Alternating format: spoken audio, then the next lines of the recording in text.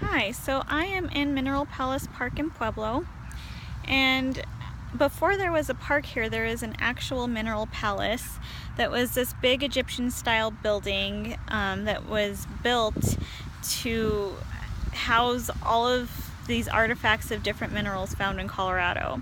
And it was such a big deal that different cities contributed different things to it. So the city of Aspen contributed this statue called Queen Silver, and she was a silver queen, and she had a cloak made of crystals and gemstones and silver dollars on.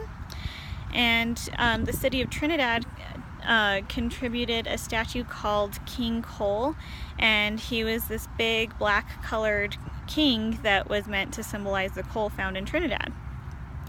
So all these minerals were in here, but also they would house like political gatherings and concerts and stuff inside. And there wasn't a park here until 1896 when this commission was trying to fund it, and the lady who was responsible for funding it was the wife of some rich hotel owner in Denver, and her name was Clara Latshaw.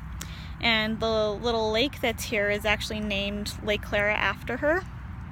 So she raised the funds to get this park built, and it actually used to be a much larger park, and it had a zoo and an exotic plant showcase.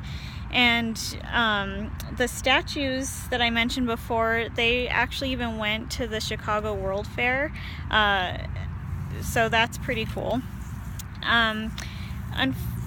The park, or the Mineral Palace, thrived for a little while, but I don't know why it wasn't kept up with, but in 1939 it was in such disrepair that they just decided to demolish the palace, and they demolished the statues inside as well.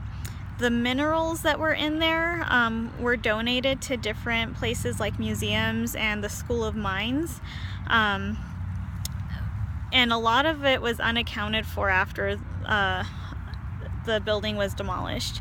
But the materials from the building went to the World War II effort, and over time the size of the park kind of diminished.